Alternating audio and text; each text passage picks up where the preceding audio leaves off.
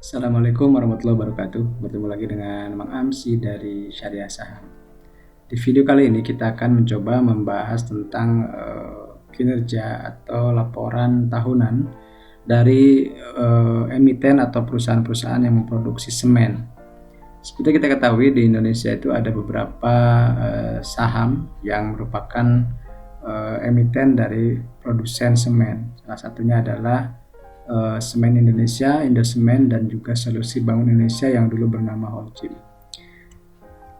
Nah, kita lihat dari sini bahwa dari riset salah satu sekuritas dari Mirai Asset ya, kita bisa lihat bahwa konsumsi semen domestik itu memiliki siklus setiap tahunnya. Misalnya dari sejak tahun 2018 sampai 2021, kita bisa cek di sini. Kalau grafiknya biasanya dari di kuartal pertama sampai kuartal kedua itu mengalami penurunannya. Kenapa? Karena di kuartal kedua dari mulai April sampai Juni katakanlah seperti itu, Indonesia atau di kita itu ada bulan puasa dan Lebaran, artinya di situ biasanya pembangunan tidak terlalu banyak gitu ya, tidak terlalu sering gitu. Maka ini berdampak kepada konsumsi dari semen itu sendiri. Nah, baru nanti setelah Juli, Agustus, September ini mengalami kenaikan lagi karena pembangunan mulai ini lagi Bahkan ketika pandemi kemarin pun kita bisa lihat yang warna hitam ini di 2020. Meskipun sedang pandemi, tapi kebutuhan semen tetap meningkat di kuartal ketiga ya, di kuartal ketiga. Jadi Juli, Agustus, September. Nanti di kuartal keempat turun lagi seperti itu. Ini semacam siklus konsumsi dari semen domestik. Nah, bagaimana dengan kinerja dari tiga saham semen yang ingin dibahas di video kali ini? Kita bisa cek dari infografis berikut. Jadi kita bisa tahu di sini ada INTP, SMGR, dan SMCB. Nah, seperti kita tadi jelaskan di awal, SMCB ini dulunya adalah Holcim Indonesia, tapi kemudian diakuisisi oleh SMGR, sekarang menjadi Solusi Bangun Indonesia, dan kemungkinan ini akan delisting karena jumlah saham publiknya sangat sedikit ya. Tapi ini yang dari yang ada di bursa yang baru rilis itu cuma 3 ini ya, satu lagi SMBR belum kalau tidak salah.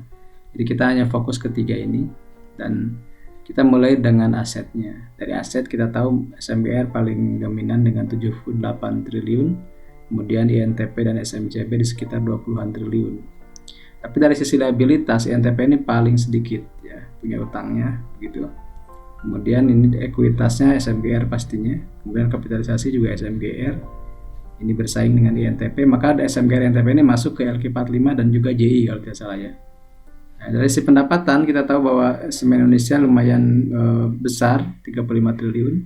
Kemudian INTP 14 dan SMCB 10 triliun. Nah, dari laba bersih SMGR 2,7, laba bersihnya INTP 1,8 triliun dan SMCB 650 miliar. Nah, dari pertumbuhan pendapatan kita bisa melihat bahwa ketiga-tiganya mengalami penurunan. Ya, yang paling besar penurunannya SMGR minus 13%, kemudian INTP minus 11 dan SMCB minus 8,6%. Tapi dari sisi laba bersih, INTP mengalami penurunan tipis, tapi SMGR berhasil membuahkan kenaikan, tapi yang paling besar kenaikannya adalah SMCB dengan 30%.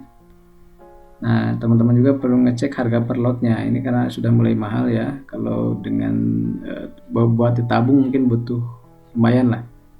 INTP 1,38 juta per lotnya, SMGR 1,18 juta per lot. Nah, ini yang paling murah di antara ketiga ini mungkin SMCB yang bisa dibeli dengan 180 ribuan ya.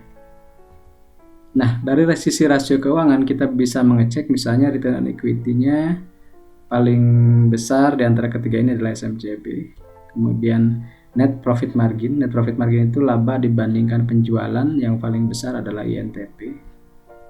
Kalau earning per share ini adalah laba bersih dibagi dengan jumlah saham, ini paling besar INTP, book value pun di INTP.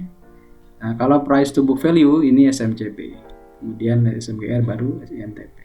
Dari sisi price to earning ratio kita bisa cek SMCB yang paling murah di antara ketiga ini, tapi kisaran 20-an kali ya.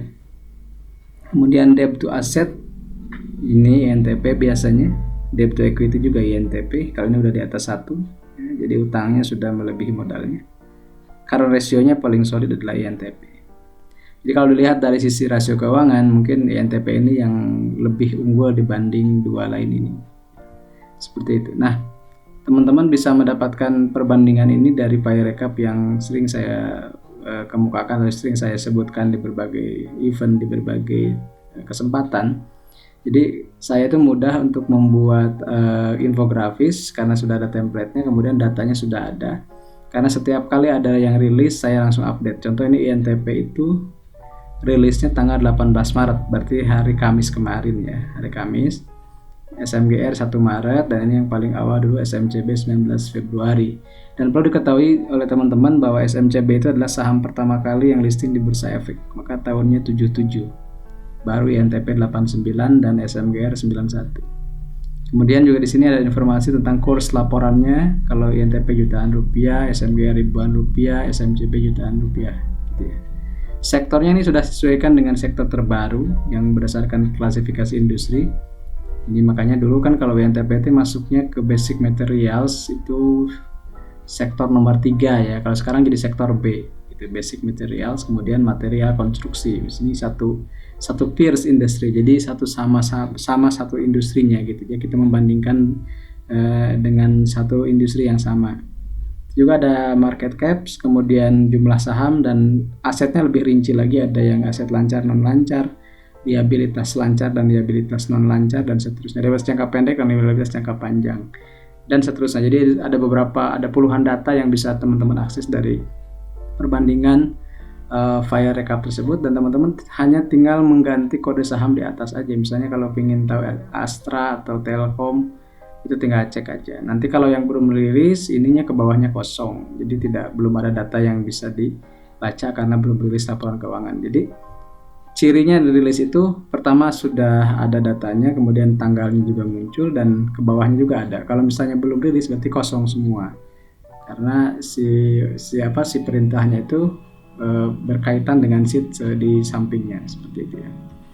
Jadi teman-teman boleh nanti kontak saya di sini. Ini kalau ini langsung ke WA, atau misalnya teman-teman mau baca dulu, pelajari dulu, silahkan di bit.ly/sporelakuat20. Ya, itu saja mungkin dari saya, semoga bermanfaat. Mudah-mudahan di video berikutnya kita akan ngebahas saham lain. Salam investasi amanah berkah berlimpah. Saya Ma'amsi dari Syariah Saham. Assalamualaikum warahmatullahi wabarakatuh.